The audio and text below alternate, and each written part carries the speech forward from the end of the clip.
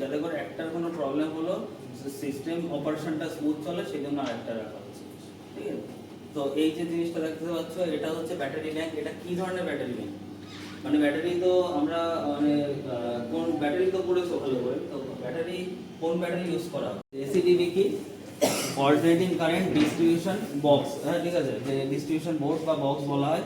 এই যে টোটাল যে ব্যাপারটা মানে আমার এখানে যে কন্ট্রোল প্যানেলগুলো আছে সেখানে ডিসি পাওয়ার ছাড়াও এসি পাওয়ারও লাগছে, বা ভিতরে যে মোটরগুলো আছে সেগুলো তো রান করতে গেলে তোমার এসি পাওয়ারও দরকার হবে।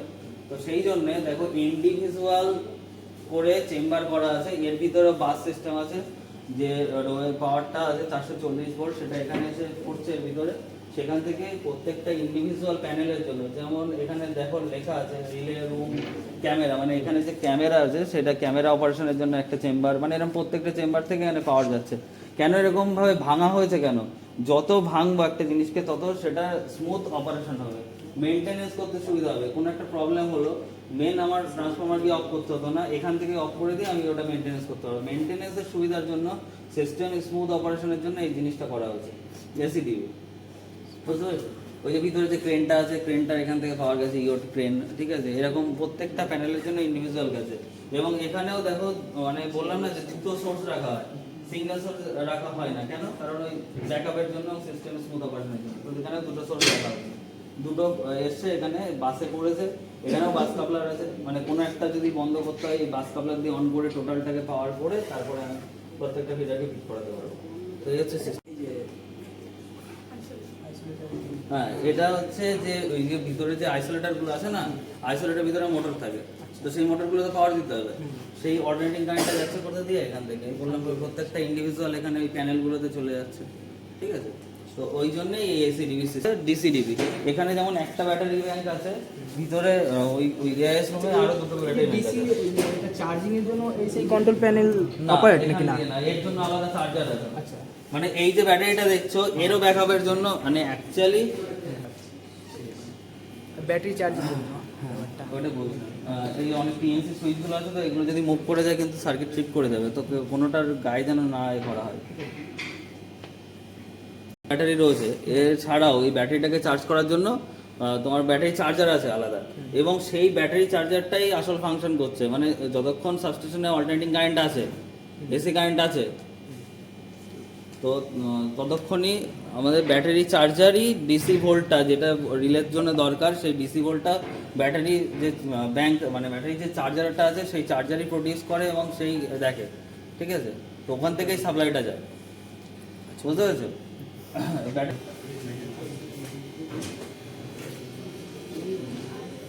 এই ব্যাটারি চার্জারটাই মোটামুটি সব কিছু এ করছে, মানে এই 220 ভোল্ট লাগছে রিলের জন্য, এই প্রডিউস করছে, এখান থেকেই তোমার লোডে দেওয়া হচ্ছে। তাহলে ব্যাটারিটাকে রাখা হয়েছে কেন? ব্যাটারি ব্যাংকটা রাখা হয়েছে কেন? In that case no power হয়ে গেল, কোনো কারণে সাবস্টেশনে পাওয়ার ফেলিওর হলো, তখন তো রিলেগুলোকে চার্জ করতে হবে, রিলেগুলো তো অপারেশনে রাখতে হবে।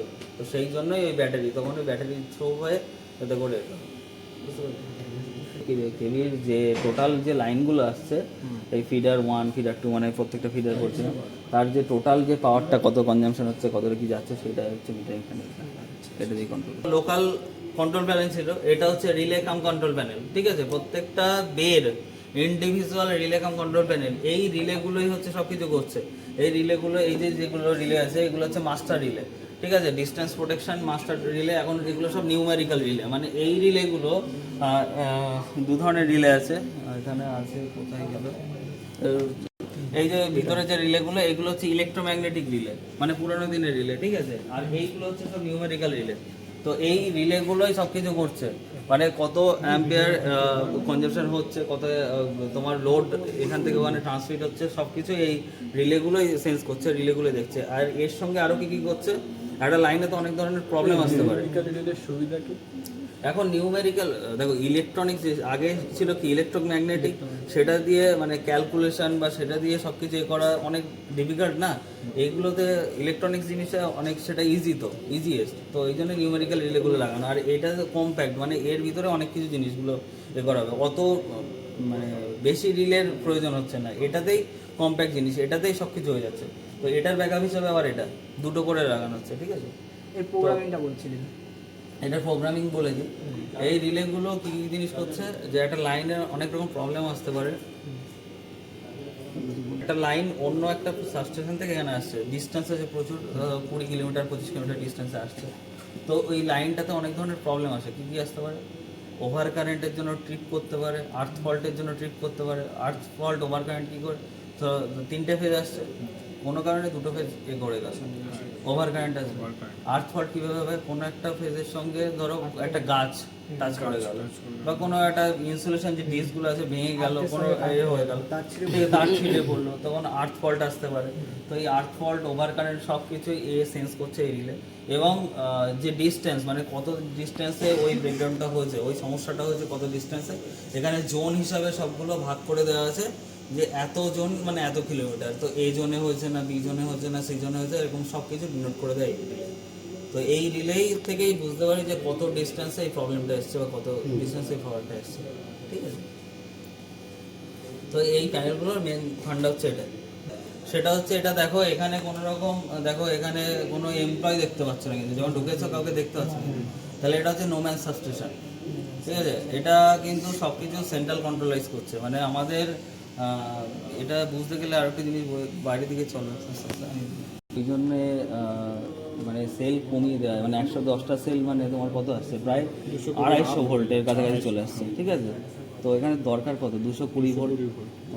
আমার তো রিলেগুলোর জন্যই ±5% এরকমভাবে ভ্যালু করা থাকে। তাই এই যে 30 ভোল্টটা এক্সট্রা, অতটা ভোল্ট তো করতে পারবে না, ওভার ভোল্টেজে রিলের ম্যাল ফাংশন করবে। তো সেই জন্যে এইখান থেকে তো ফার্স্ট ওই যে বললাম ব্যাটারি চার্জারে যাচ্ছে, ব্যাটারি চার্জারই ভোল্টেজটাকে ফিল্টার করছে।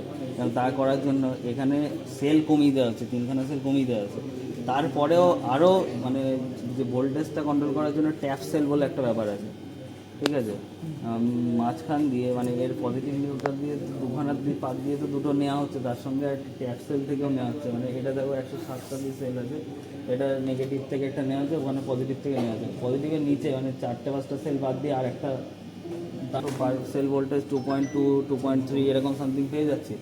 তো ওই যে 220 ভোল্টই আমার দরকার, তো সেই জন্য 3-4টে সেল আমি যদি বাদ দিয়ে দিই, মানে এমনি এখানে 3টে সেল কমানো, 3টে কমানো আরও 4টে সেল ধরো বাদ দিয়ে দিলাম, তাহলে ওই 220-225-এর কাছাকাছি ভোল্টেজটা আসছে, তখন ওইটা স্মুথ অপারেশন হবে।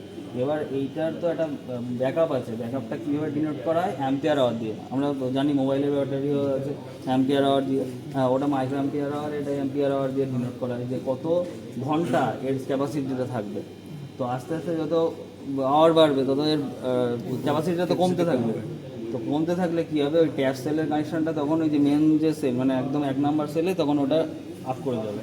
মানে ধরো 180 বা 185 ভোল্ট, তার নিচে যখনই নামবে তখনই অটোমেটিক্যালি ও বেড়ে যাবে, মানে 220 ভোল্টের কাছাকাছি যেতে যাবে। সরি 180 না, 190-95 এরকম।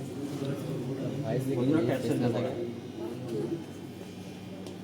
এর ভিতরে কী কী থাকে, এটা সেলের ভিতরে কী কী থাকে বলো?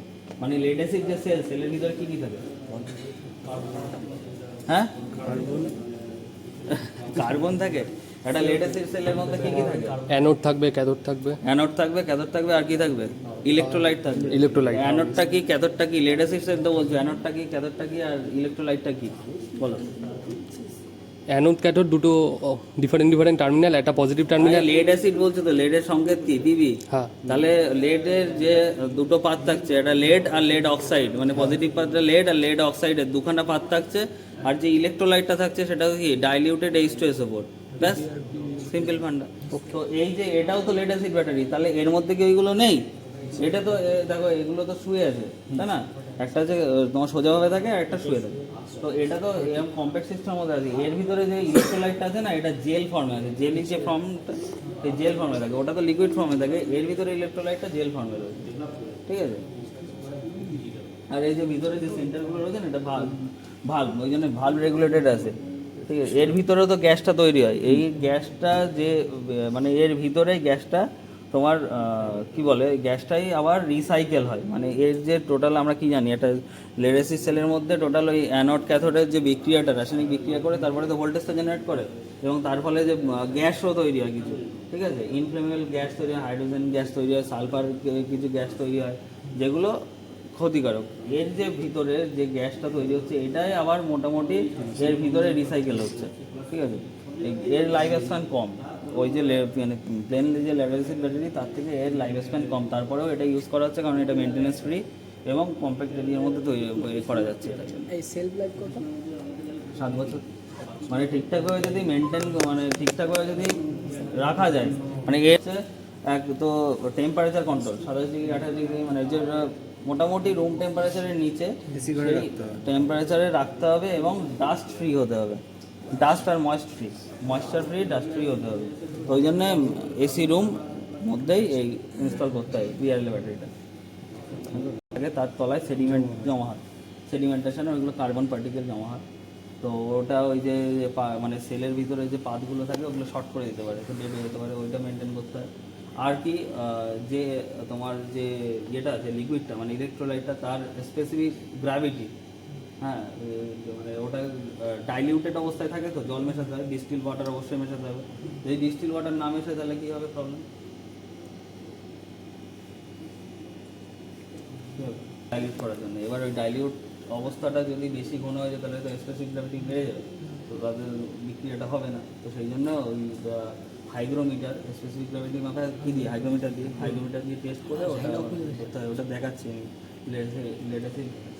এখানে যে রিলেগুলো আছে টোটাল যে কন্ট্রোলিং সিস্টেমটা এই প্যানেলগুলোতে রিজার্ভ হচ্ছে এবং এই প্যানেল থ্রু হয়েই তোমার আমাদের যে সার্ভার আছে সেখানে জমা হচ্ছে এবং বাইরে বেরিয়ে যাচ্ছে। এবার এখান থেকে ওই যে ওপাশে যে সাবস্টেশন আছে এআইএস সাবস্টেশন, ওই যে কন্ট্রোল রুম আছে ওখানে মানে লোকজন আছে, তো ওখান থেকেই মনিটরিং হচ্ছে, ওখান থেকে সব কিছু কন্ট্রোল হচ্ছে। এই গেটওয়ে প্যানেল থ্রু হয়ে এখান থেকেই বেরোচ্ছে, ওখান থেকে আবার ইনকামিং প্যানেল দিয়ে ওই সিগন্যালগুলো ওখানেই ইনপুট হচ্ছে এবং ওখান থেকেই সব কিছু কন্ট্রোল হচ্ছে।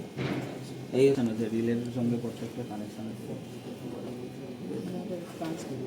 ওই যে এই তিনটে যে প্যানেল এটাই হচ্ছে তোমার রিজার্ভার প্যানেল এবং গেটওয়ে প্যানেল, মানে প্রত্যেকটা রিলে থেকে যে এগুলো আসছে না সিগন্যালগুলো, জাস্ট ওই ফায়ার হাইড্রেন্ট রুম ওখান থেকে ফার্স্ট তো মানে কিছু এগুলো জানো তো ফায়ার সিস্টেমের ব্যাপারগুলো, যে কী বলে ইলেকট্রিক সিস্টেমের জন্য কোন ধরনের আর কি ইয়ে লাগে, বা তোমার মেটালের জন্য, বা তোমার হচ্ছে এমনি নর্মাল আগুন লাগলো সেটার জন্য নেভাতে গেলে কী জিনিস লাগে।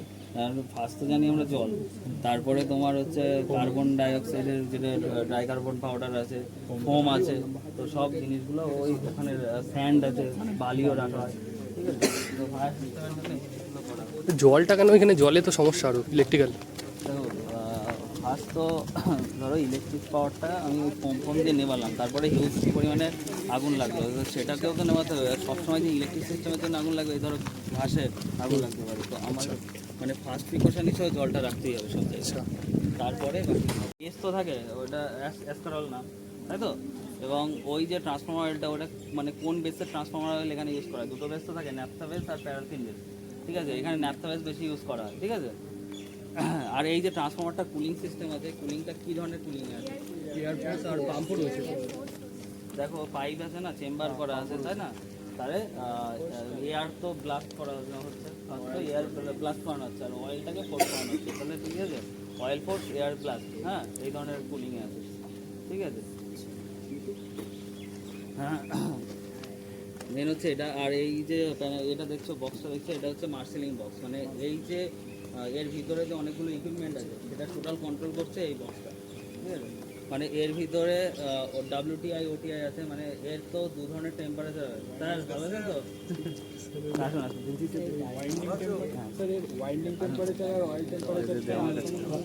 ওই হিটের কারণে টেম্পারেচার বাড়ে গেছে, অয়েলের কারণ অয়েল এক্সপ্যান্ড করে, অয়েল টেম্পারেচার আছে। আর যে ওয়াইন্ডিং আছে এইচভি সাইডের ওয়াইন্ডিং আছে, এলভি সাইডের ওয়াইন্ডিং আছে, ঠিক আছে। সেই আর একটা আছে, মানে এই ট্রান্সফর্মারটা মেনলি এর একটা খাসিয়াত আছে, এটা হচ্ছে তোমার টার্সিয়ারি ওয়াইন্ডিং আছে, 3 ধরনের এখান থেকে ইয়ে করা হচ্ছে। 220 ভোল্ট তো মানে 220 কেভি তো ঢুকছে, সঙ্গে এখান থেকে 33 কেভিও নিতে পারি আমরা, 132 কেভিও নিতে পারি। এবার আমাদের 33 কেভি সিস্টেমটা পুরোপুরি আলাদা, ওই জন্য এখান থেকে 33 কেভির কোনো কানেকশন এখান থেকে নেওয়া হচ্ছে না, জাস্ট 132 কেভি নেওয়া হচ্ছে। হ্যাঁ এবার যে 3খানা ওয়াইন্ডিং আছে, এই যে এর যদি আমরা এখানে দেখি, ঠিক আছে, এই যে 3টে ওই যে ওয়াইন্ডিং, একটা দেখো এইচভি ওয়াইন্ডিং আছে, একটা আছে এলভি ওয়াইন্ডিং আর একটা আইভি ওয়াইন্ডিং। এর যে এইচভি ওয়াইন্ডিং এই মানে এই পাশেরটা, এলভি মানে ওই পাশে যেখান থেকে 33 নেওয়া হচ্ছে, ঠিক আছে, ওইটা হচ্ছে এলভি ওয়াইন্ডিং। আর যেটা 132 নেওয়া হচ্ছে ওটা আইভি ওয়াইন্ডিং। যে বাড়িতে স্টেবিলাইজার দেখেছে, ভোল্টেজ স্টেবিলাইজার, তো অনেকটা ওই ধরনের কানেকশানে এইচভি ওয়াইন্ডিংটা থাকে, ঠিক আছে। এই যে এইচভি এবং সেখান থেকে যেটা নেওয়া হচ্ছে না আইভি, ইন্টারমিডিয়েট ভোল্টেজ আর নো ভোল্টেজ, তিনখানা ওয়াইন্ডিং আছে, ঠিক আছে।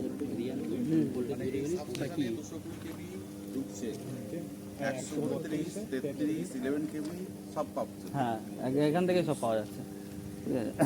অ্যাকচুয়ালি ট্রান্সমিশন সিস্টেমে আওয়াজ হচ্ছে কেন সেটা জিজ্ঞেস করছে ফার্স্ট। এই যে আওয়াজ হচ্ছে স্টার্টিংয়ে এটা আমার কোশ্চেন ছিল। সেটার জন্য কারণে হয়। লেটারগুলোর উপরে আমরা একটা বেড দিয়ে একটা জিনিস আছে, ওটা হচ্ছে কর্নারিং। আর দু মাথায় দুটো এরকম হুকের মতো আছে না, ওই দুটো হচ্ছে আর্কিং হর্ন, ড্যাম্পার না, ভাইব্রেশন ড্যাম্পার আলাদা।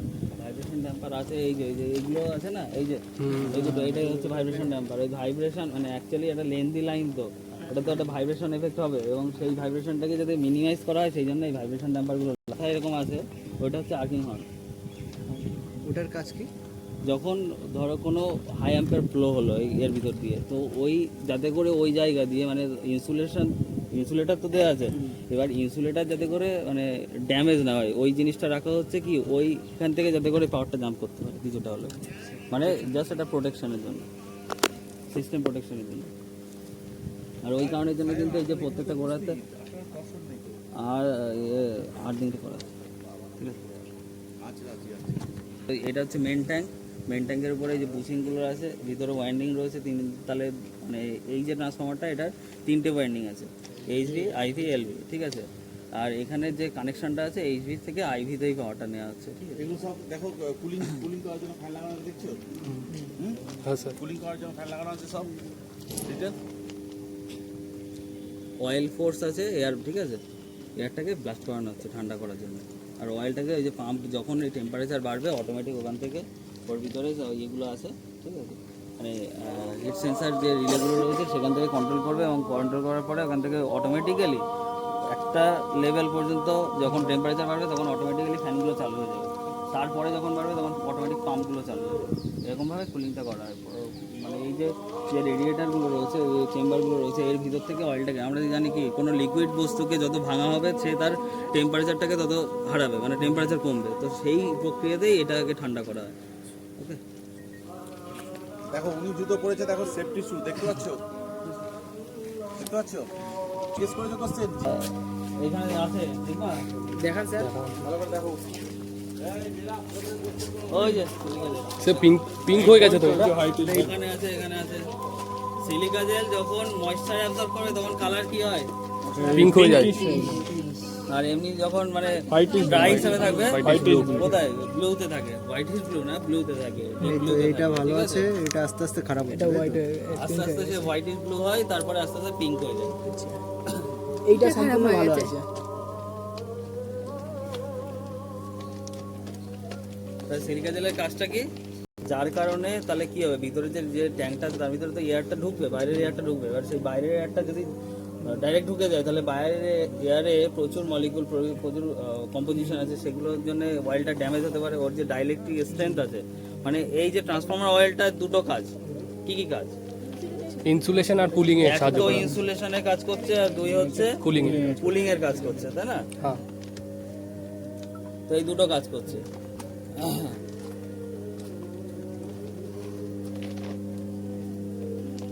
তাহলে এইটা দেওয়ার কারণ হচ্ছে mainly বাইরের এয়ারটাকে পরিষ্কার করে ভেতরে ফিল্টার করে ঢোকানো।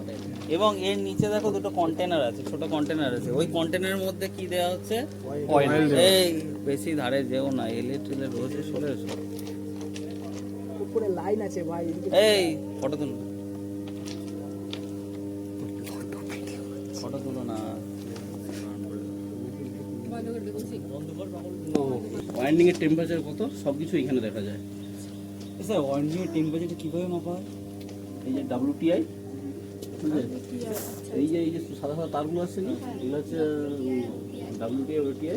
ওখানে একটা সেন্সর দেওয়া আছে, মানে ওয়াইন্ডিং এর গায়ে একটা সেন্সর লাগানো আছে, এবার তেলের মধ্যে একটা সেন্সর দেওয়া আছে। ওয়ারেন্টিং তো হিট হবে না? হিট হবে বলেই তো দেওয়া আছে সেই হিসাবে। গলে যাবে না কিচ্ছু বলবেন, তাহলে তো কুলিং সিস্টেম রেখে লাভ কি, গলে যাবে তো। একটা নির্দিষ্ট টেম্পার পর্যন্ত যাবে, তারপরে তো ওকে বন্ধ হতেই হবে। টেম্পারেচারটা কি 65 চলছে না কত চলছে? 70? টেম্পারেচার 60 উঠেনি তো এখনো। টেম্পারেচার অ্যানালগ না? এই যে কালো কাঁটাটা, হ্যাঁ, 60 60। হচ্ছে টেম্পারেচারের মেন কাঁটা। এটা হচ্ছে ওয়াইন্ডিং, এটা হচ্ছে এইচভি ওয়াইন্ডিং, এটা হচ্ছে তোমার ডব্লিউপি ইন্ডিকেশন আইভি। আইভি মানে হচ্ছে 132 সাইড, এইচভি মানে হচ্ছে 220 সাইড, আর এটা হচ্ছে এলভি 33 সাইড।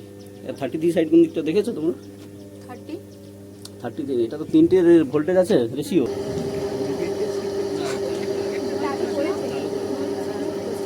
ওখান থেকে ম্যানুয়ালি করা যেতে পারে। 160 MB ওখানে তো ছিল অ্যানালগ, এটা ডিজিটাল, ঠিক আছে। এখান থেকে এই যে পাইপগুলো রয়েছে না, এগুলো থেকে যে সবগুলো রয়েছে ওগুলো নামছে, ওয়াইন্ডিং এর সব এইগুলো নামছে, মানে ওর ভিতরেই কিছু লাগানো আছে। ওখান থেকে ভিতরে অপটিক ফাইবার হয়ে এই বইটার উপরটা ওখান থেকে সেন্স করে যে টেম্পারেচার কত কি হচ্ছে।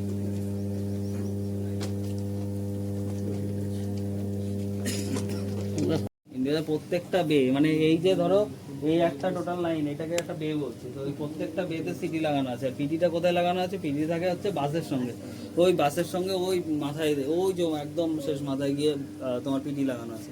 বাসের সঙ্গে রয়েছে পিটি, আর প্রত্যেকটা বের ইন্ডিভিজুয়ালের সিটি থাকে, ঠিক আছে। সিটির মাথাটা একটু ওই কোনো একটা পাথওয়ে তো দরকার, সেটা ঘুরছে কিভাবে? ওই আর্থিং ট্রান্সফরমার থ্রু। আর কোনো চার্জ আসলো কিছু আসলো সেটা ওই থ্রু হয়ে ঘুরবে। আর এই যে লাল পাইপগুলো, এটাই কি ওই ওয়াটার সাপ্লাই? হ্যাঁ হ্যাঁ, ফায়ার হাইড্রেন্টের এটা, মানে ফায়ার প্রিভেন্টের জন্য। এটা কি জল দিয়ে হয় নাকি? জল সিটি থেকে এই বাস পাইপ হয়ে ও পাশে চলে যাচ্ছে আইসোলেটার, আইসোলেটারের পরে সার্কিট ব্রেকার, আবার আইসোলেটার, তারপরে গিয়ে বাসে পড়ছে। এই জিনিসটা বলো তো, যে একটা লাইনে আইসোলেটার থাকছে, সার্কিট ব্রেকার থাকছে, তাই না? তাহলে সার্কিট ব্রেকার আর আইসোলেটারের পার্থক্য কি? কেন আইসোলেটার থাকছে, কেন সার্কিট ব্রেকার থাকছে? যদি আইসোলেটার যদি না, না আমি বলতে পারবো।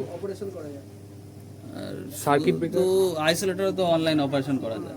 যদি অন করে করতে চাই ওখানে আর্ক হবে, হ্যাঁ, আয়োনাইজ হয়ে যাবে, তখন আর্ক আর্কিং এর হবে। জন্য। মানে অ্যাকচুয়ালি এটা তো কি হাই ভোল্টেজ, মানে লোড অনেক বেশি থাকছে।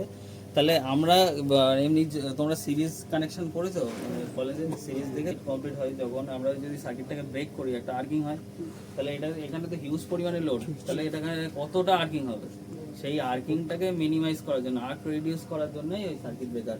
সার্কিট ব্রেকার এই যে ওই যে বক্সগুলো আছে না, ওর উপরে যে পোলগুলো দাঁড়িয়ে আছে, ওইটা হচ্ছে সার্কিট ব্রেকার। ওই সার্কিট ব্রেকারের যে পোল, এখানে অনেক ধরনের সার্কিট ব্রেকার হয়, ঠিক আছে। এই এখানে মেনলি 132 কেভি সিস্টেমে মেনলি যে সার্কিট ব্রেকারগুলো ম্যাক্সিমাম লাগানো হয়েছে সব কিন্তু গ্যাস টাইপের, মানে SF6 গ্যাস এখানেও থাকছে। ওই যে উপরে যে সিলিন্ড্রিক্যাল যে এগুলো উঠেছে না, থামগুলো উঠেছে, ওর ভিতরেই SF6 আছে, আর ওর ভিতরে কন্ট্যাক্টগুলো রয়েছে। ওই নেক ব্রেক ওই ভিতরেই হচ্ছে, ওই জন্য আর্কটাকে ওই কুইঞ্চিং করাচ্ছে, মানে আর্ক রিডিউস করাচ্ছে। হ্যাঁ, এই হচ্ছে সার্কিট ব্রেকারের ফান্ডা। ফার্স্ট আমি অপারেট করলাম একটা লাইন শাটডাউন করাতে বা লাইন বন্ধ করাতে, ফার্স্ট অপারেশন করবো, তাহলে সার্কিট ব্রেকার। তারপরে বাসের দিকে একটা আইসোলেটার থাকছে, আর সার্কিট ব্রেকারের দুপাশে দুটো, একটা বাসের দিকে একটা আইসোলেটার আর লাইনের দিকে একটা আইসোলেটার। বাসের দিকটাকে বলছি বাস সাইড আইসোলেটার, লাইনের থেকে বলছি লাইন সাইড আইসোলেটার। দুপাশেই দুটো ওপেন করে দিলাম। তাহলে সবসময় মাথায় রাখবে যে আইসোলেটার ওপেন হয় নো লোডে। দুটো আইসোলেটার দেওয়ার মানে কি? লাইন কাটতে হবে, লাইন কেটে দিলেই তো আমার লাইন শাটডাউন। আমি মেন বাস থেকে কেটে দিলাম, কেটে দিয়ে বাস সাইডে যে আইসোলেটার, বাসের দিকে কেটে দিলাম, আর না লাইনে দিয়ে কেটে দিলাম, হ্যাঁ কেটে দিলে তো আমার একটা লাইন isolator শাটডাউন। দুটো কেন রাখতে হলো? দুটো তিনটে কেন রাখা হয়? দুটো বা তিনটে, মানে এক মানে সাইডে একটা দুটো বেতে- তিনটে করে? হ্যাঁ তিনটে তো। দেখো এই যে এই পাশে একটা আইসোলেটর না, তারপরে গিয়ে সিটি রয়েছে, তারপরে একটা আইসোলেটর, তারপর সার্কিট ব্রেকার, আবার একটা আইসোলেটর, তারপরে গিয়ে ওই যে বাকিগুলোর মতন কনসেপ্ট, যদি একটা ফল্ট হয় অ্যাকচুয়ালি যত ভাঙবো একটা সিস্টেমকে, যত ভাঙবো তত মেইনটেনেন্সের সুবিধা হবে, আচ্ছা, তাই না? স্মুথ অপারেশন হবে। তোমার লাইন সাইড আর বাস সাইডের ফান্ডা হচ্ছে তোমার মাঝে তো সার্কিট ব্রেকার থাকে। সার্কিট ব্রেকারটা যখন প্রবলেম হবে তাহলে তো আমাকে সিস্টেম তো চালু রাখতে হবে। আমাকে এই যে আইসোলেটর আছে, এটা একটা ট্রান্সফার বাস বলা হয়। লাইনটাকে এই বাসে কনভার্ট করে দিতে এই হবে যে টোটাল এটা টানা হচ্ছে মেইন বাস তো ওই পাশে মানে মেইন মুজ আমাকে দিয়ে ওই লাইনটাকে চালু রাখার জন্য এই বিকল্প বাসের একটা লাইন বাস চালু রয়েছে করে না, এটাকে বলে লাইনটাকে চালু রাখবো ওই চালু রাখার সময় ট্রান্সফার বাস বেকার যাতে আমি কাজ করতে পারি তার জন্য মানে কেটে দেবো। সাপোজ এই যে লাইনটা আসছে না আবার ওই সার্কিট ব্রেকারে সব সমস্যা হচ্ছে ওই সার্কিট ব্রেকার এবার এই লাইনটাকে তো চালু করাতে হবে চালু রাখতে হবে তাহলে কি করবো সার্কিট ব্রেকার অফ হলো ওই লাইনের সাইডের যে আইসোলেটরটা মানে বাসের আইসোলেটরটা ওটা ওপেন থাকলো সিটি এখানে কানেকশন আছে আমি যদি এই আইসোলেটরটা মেরে দিই না এই যে বাসটাকে যদি পাওয়ার দিয়ে দিই তাহলে এই বাস থ্রু হয়ে ফিডারটা কিন্তু চলবে মানে ব্যাকআপ অপশন রাখা হয়েছে যাতে করে মানে যত আমি সিস্টেমটাকে ভাঙবো তত মেনটেনেন্স সুবিধা হবে স্মুথ অপারেশন হবে ওই জন্য এরকম মানে ছোট ছোটভাবে করা হয়েছে মানে প্রত্যেকটা দিক খেয়াল রাখা হয়েছে যতটা ব্যাকআপ রাখিয়েছি ততটা স্মুথ অপারেশন হবে সিস্টেম স্মুথ থাকবে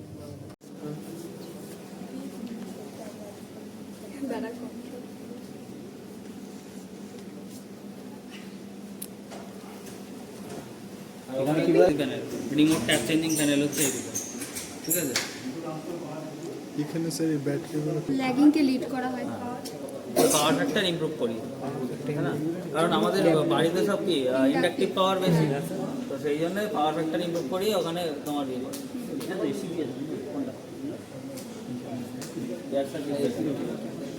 সার্কিট ব্রেকার দেখলে ডিসিবি শুনেছে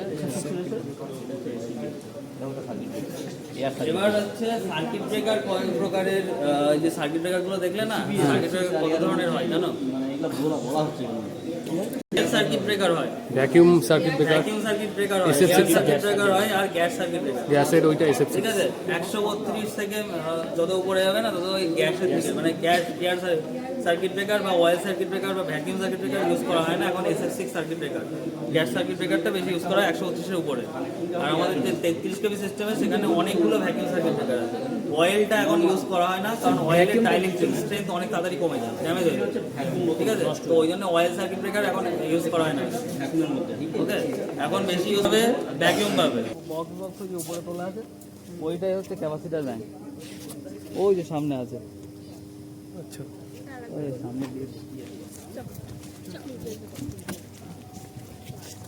কি হয় ইন্ডাকটিভ পাওয়ার তো এখানে ক্যাপাসিটিভ পাওয়ারটাকে বাড়িয়ে ওই তোমার পাওয়ার ফ্যাক্টর থেকে ইমপ্রুভ করিয়ে ভোল্টেজটাকে বাড়ানো হয় আর কিছু না। ঠিক আছে?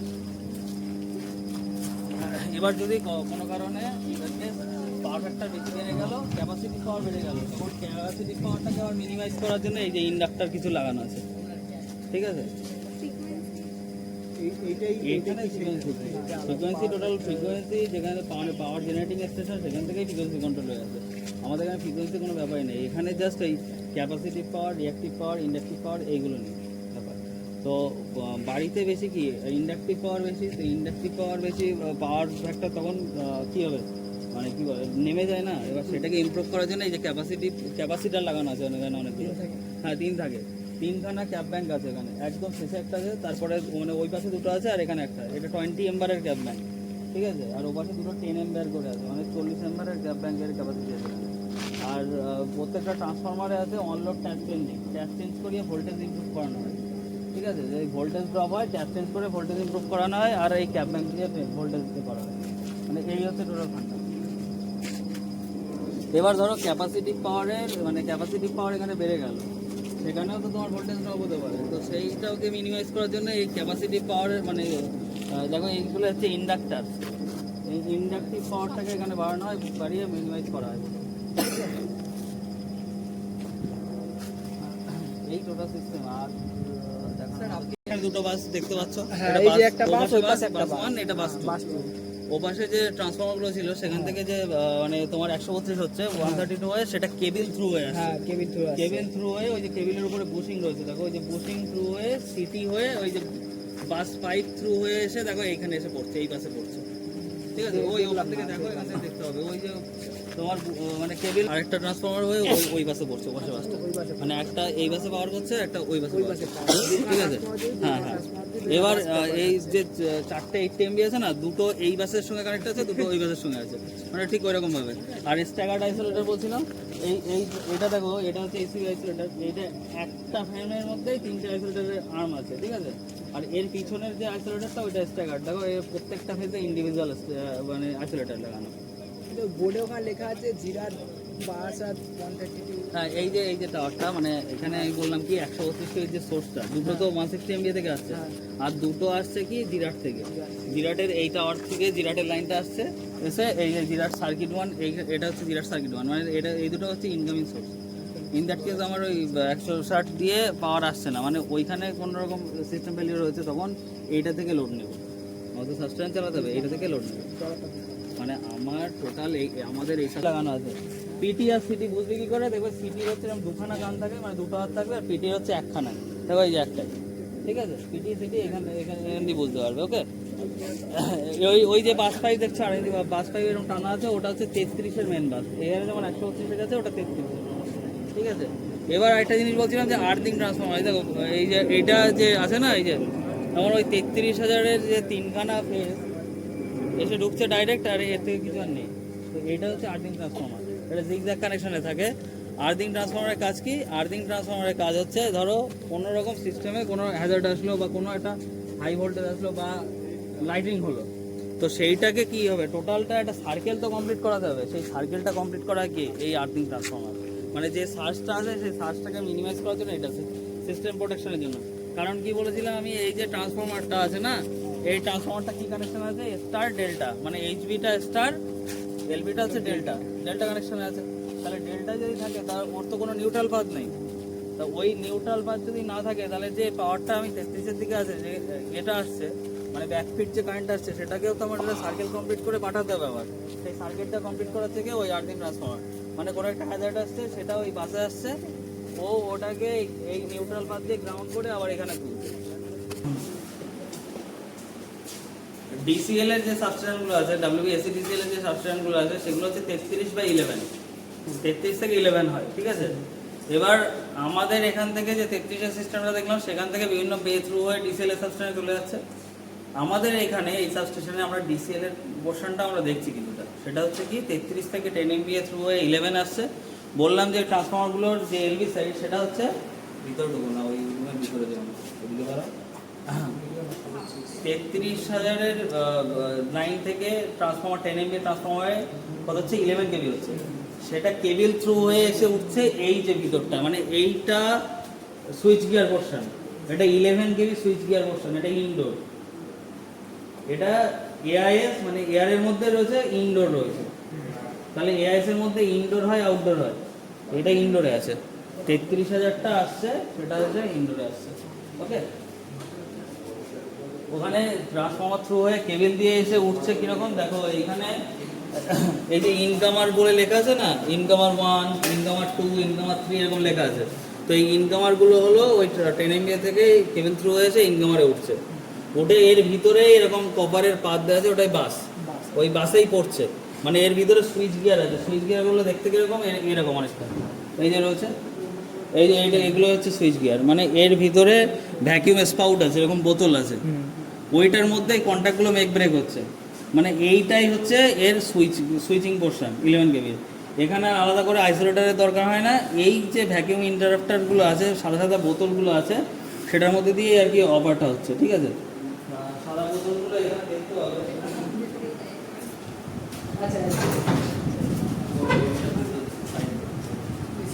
এই যে সাদা বোতলগুলো, এইগুলো হচ্ছে ভ্যাকিউম ইন্টারাপ্টার, ঠিক আছে? এই যে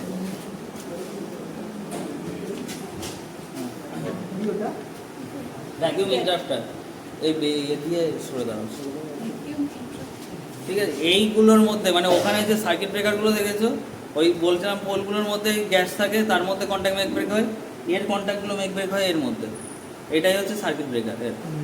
এইগুলো এই চেম্বারগুলোর ভিতরে এটাই থাকে, বাইরে আছে কন্ট্রোল প্যানেল সব এই একটা প্যানেলে। এখানে একটা প্যানেলে 11 কেবি, এই প্যানেলগুলোতে সব আছে, ঠিক আছে? এবার এখানে যে রিলেগুলো আছে, সেইগুলো কত ভোল্টে অপারেট হয়? ওখানে তো আমি বললাম যে 33 ভোল্ট, মানে 33 কেবি পর্যন্ত সব 220 ভোল্ট ডিসিতে রিলে অপারেট হয়। এখানে যে রিলেগুলো আছে, এগুলো 30 ভোল্ট ডিসিতে অপারেট হয়। তাহলে এর জন্য 30 ভোল্ট ডিসি আলাদা সোর্স রাখতে হবে, আছে এই ভিতরে দেখো, ওই যে 30 ভোল্ট ব্যাটারি ব্যাংক, ঠিক আছে? এরকম দুখানা, মানে এটা 2 নাম্বার দিয়ে আছে, মানে আর একটা আছে, এই পাশে একটা আছে, ও পাশে একটা আছে, দুটো আছে, ঠিক আছে? আর এই যে কমিউনিকেশন রুমটা দেখছো, এই কমিউনিকেশন রুমটা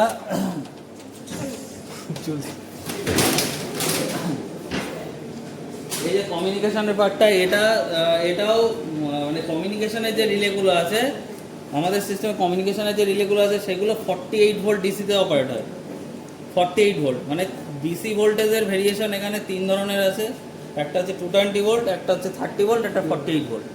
48 ভোল্টটা কমিউনিকেশনের রিলেগুলো অপারেট হয়, 30 ভোল্টটা 11 কেভি সিস্টেমের জন্য, আর 220টা তোমার 220 কেভি টু 33 কেভি পর্যন্ত 220 ভোল্ট ডিসিতে অপারেট হয়। ঠিক আছে, প্রত্যেকটা দুটো করে সোর্স আছে, আর 220 ভোল্টের যে ব্যাটারি ব্যাংকটা আছে সেটা 3খানা আছে আমাদের, ঠিক আছে।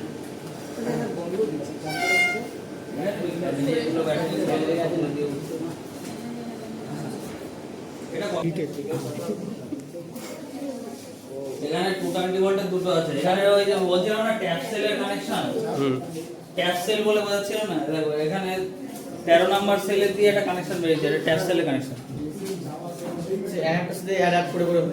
সিরিজে কানেকশন করো সব ব্যাটারি প্রত্যেকটার সাথে ঠিক আছে। কানেক্টেড। এখানে দুটো সেট আছে, কানেক্ট আছে। এটা হচ্ছে তোমার ভিআরএল ব্যাটারি। সিরিজে ভোল্টেজ কেমন পাবো স্যার? পার্সেল ভোল্টেজ পাবো কত, আমি 2.2 ধরবো, তাহলে ওভারঅল ভোল্টেজ আসছে প্রায় 250, তাহলে 30 ভোল্ট এক্সট্রা। ওই জন্য না কটা সেলকে বাদ দেওয়া হয়, যেমন এখানে 13 নাম্বার সেলে গিয়ে আরেকটা কানেকশন করা হয়েছে, ঠিক আছে। বুঝলাম না। দেখো আমার আর সব সিরিজে কানেকশন করা। এবার আমাদের যে রিলেগুলো অপারেট হয় কত 220 ভোল্টের, তাই না? এবার সাপোজ আমার মানে আমি কি প্লাস মাইনাস 5% করে রাখি রিলেগুলোতে, মানে 225 ভোল্ট বা 30 ভোল্ট হলে অপারেট করবে, তারপরে বেশি ভোল্টেজ হয়ে গেলে কি ম্যাল ফাংশন হবে। সেই জন্য তো আমার এখান থেকে যখন এসি পাওয়ার থাকছে তখন তো আমার ব্যাটারি চার্জার থেকে পাওয়ারটা পেয়ে যাচ্ছি, 220 ভোল্ট পেয়ে যাচ্ছি, কারণ যখন নো পাওয়ার হয়ে যাচ্ছে তখন তো এই ব্যাটারি থেকে যাবে। তখন কি হবে, আমার শুরুতে পার্সেলের ভোল্টেজটা 2.23 2.24 পাবো, তখন 250 ভোল্টের বেশি হয়ে যাবে। তাহলে পরে কি হবে, আমার সিস্টেম ম্যালফাংশন হবে, রিলেগুলো অপারেট করবে না ঠিকঠাক। তাহলে কি করতে হবে, তার জন্য একটা জিনিস করতে হবে কি, আমি কটা সেল বাদ দিয়ে যদি কানেকশনটা নিই, তো এখানে 13 নম্বর সেল মানে আমি 12টা সেল বাদ দিয়ে দিয়েছি। 12 দুগুণে কত 24 ভোল্ট, 24 ভোল্ট যদি আমি বাদ দিয়ে দিই তাহলে আমার কত আসবে, প্রায় 220 ভোল্টের কাছাকাছি।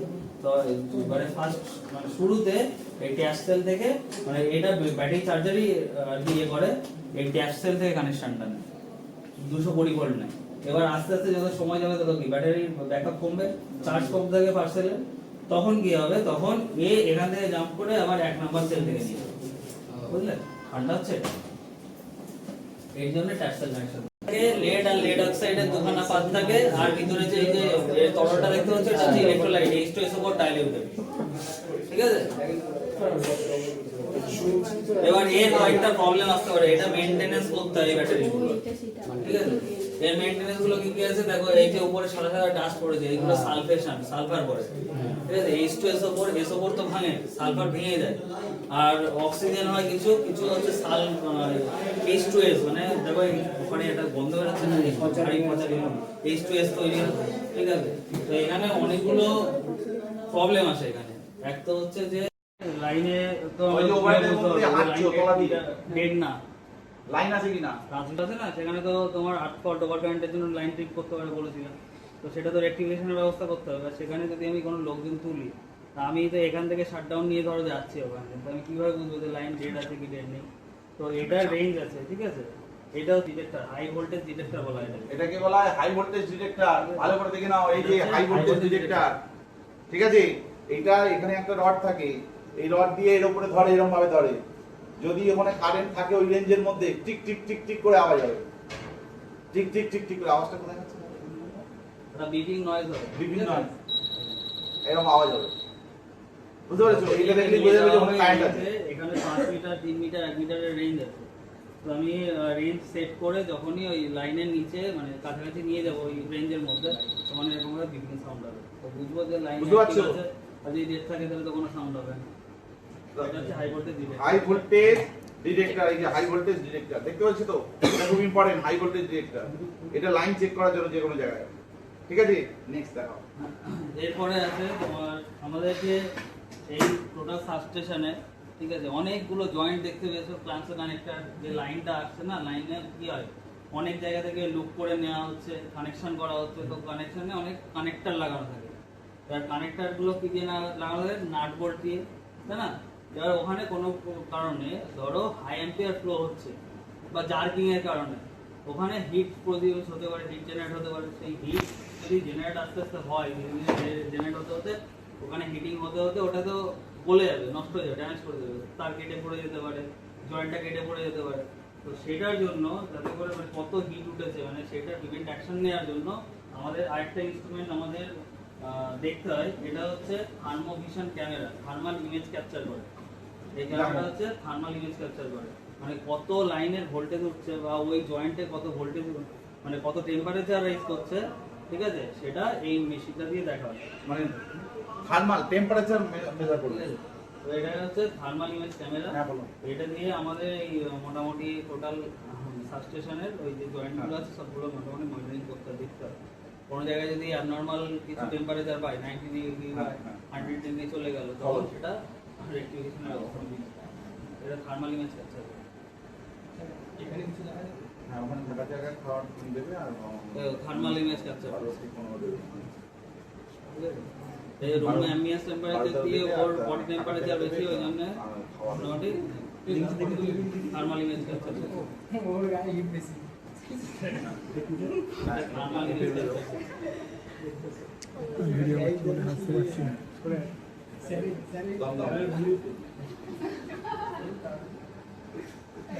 কি ভিডিও করছিস ভাই? ওখানে থেকে তখন লাখে কোনো খেলা নেই। একটা ইনস্ট্রুমেন্টের দাম বুঝতে পারছো? প্রত্যেকটা জিনিসের নাম জেনে নিয়েছো? হ্যাঁ, এই দেখো আবার কি দেখাচ্ছে, রং tester.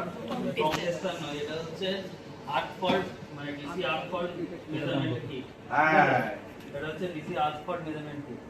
DC arc fault measurement kit. হ্যাঁ আর্টফল হয়েছে কিনা ধরা পড়বে, এখানে তারটা ঢুকিয়ে দেবে, তাই তো? হ্যাঁ হ্যাঁ, ওইটা দিয়ে যেটা এখানে ডিটেক্ট করবে। আচ্ছা আচ্ছা।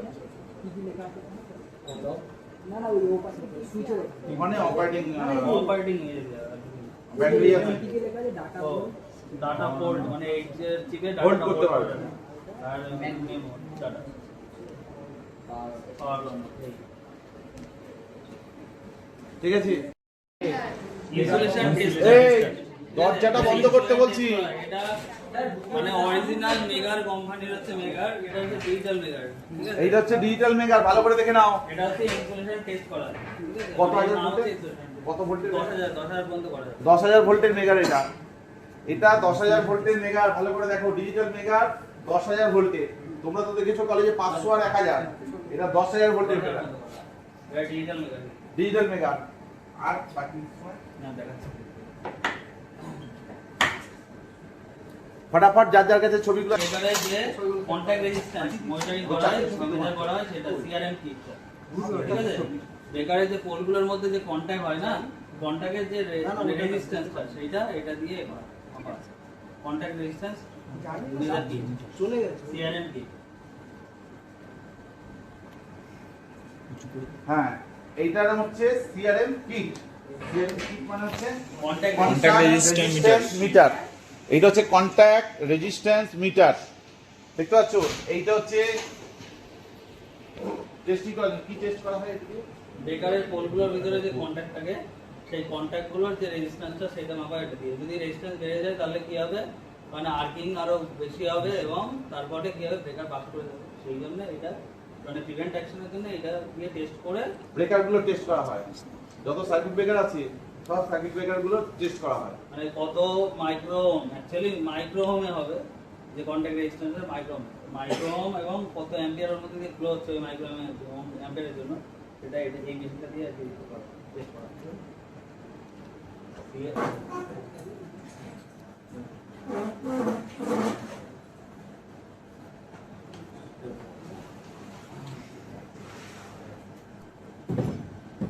এটা হচ্ছে ব্রেকারের টাইমার পিচ। হ্যাঁ, ব্রেকার টাইমার করা হয় এটা দিয়ে। ব্রেকারের যে পোলগুলো, পোলের কন্ট্যাক্টগুলো কত মিলি সেকেন্ডে অপারেট হচ্ছে, মানে যদি 3টে পোল একসঙ্গেই তো অপারেট হতে হবে, যদি কোনোটা আগে বা কোনোটা অনেকটা পরে হয় তাহলে কি হবে, ফেজ ডিফারেন্স চলে আসবে অনেক বেশি এবং তারপরে ওই ব্রেকারের প্রবলেম আছে, ব্রেকার নষ্ট হয়ে যাবে। এটা কি মিটার? এটা হচ্ছে সিআর মানে ব্রেকারের টাইমার কি। ব্রেকারের টাইমার কি এটা? এটা কেন ব্যবহার করা হয় সেটা ভালো করে শোনো। হ্যাঁ, এটা দিয়ে ব্রেকার টাইমার করা হচ্ছে, ঠিক আছে? তো ব্রেকারের যে তিনটে পোল রয়েছে সেই পোলের কত মিলি সেকেন্ডে সেই তিনটে পোল একসঙ্গে অপারেট করবে, সেই মিলি সেকেন্ডের ডিফারেন্সটা যদি বেড়ে যায় তখন আবার পোলগুলো করলে সেগুলো রেক্টিফিকেশন করতে হবে। এখানে ব্রেকারের ব্রেকারের টাইমিংটা খুব ইম্পর্টেন্ট। ব্রেকারের টাইমার টেস্ট পোলগুলোর টাইমার করা